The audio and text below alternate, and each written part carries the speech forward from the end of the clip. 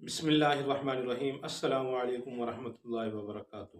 سلسلہ سوال و جواب میں آج کا سوال یہ ہے، کسی خاتون نے پوچھا ہے کہ حیض ختم ہونے کے بعد غسل سے پہلے میرے شوہر مجھ سے ہم بستری کرنا چاہتے ہیں، تو کیا آیا غسل کیے بغیر ہم بستری جائز ہے یا نہیں جائز؟ تو اس سلسلے میں جواب عرض یہ ہے کہ سب سے پہلی بات تو آپ یہ سمجھیں کہ اللہ رب العزت نے جو چیز منع فرمائی ہے قرآن پاک کے اندر، یسألونک عن المحیض، اس آیت مبارکہ کے تحت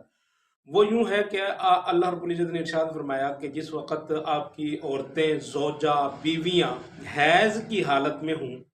بلیڈنگ ہو، تو اس وقت آپ ان سے دور رہیں، آپ ان کے ساتھ ہم بستری حقوق زوجیت نہیں ادا کر سکتے۔ حتیٰ یطہرن، یہ لفظ ہے، یہاں تک کہ وہ پاک ہو جائیں، پھر اس کے بعد آپ ان سے حقوق زوجیت ادا کر سکتے ہیں۔ لیکن اب مسئلہ یہ ہے کہ اگر ایک عورت کو مینسز ختم ہو گیا، بلڈ ختم ہو گیا آنا،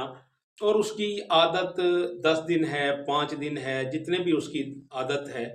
اور وہ بلیڈنگ عادت کے دن پر ہی ختم ہوئی ہے، تو پھر فقہا فرماتے ہیں جس چیز کی وجہ سے منع کیا گیا تھا وطی کرنا، حقوق زوجیت ادا کرنا، وہ تھی گندگی، وہ رک گئی، بلیڈ تھا وہ ختم ہو گیا۔ اب ایک نماز کا وقفہ اگر اس کے اوپر گزر چکا ہے، تو اگر شوہر اتنا ہی بے قرار ہے تو پھر اس کے ساتھ ہم بستری کرنا جائز ہے، فقہا نے یہ لکھا ہے۔ لیکن مستحب پھر بھی یہی ہے کہ عورت غسل کر لے، پاک صاف ہو جائے، اس کے بعد انسان حقوق زوجیت ادا کر لے۔ لیکن اگر کسی نے ایسا کر لیا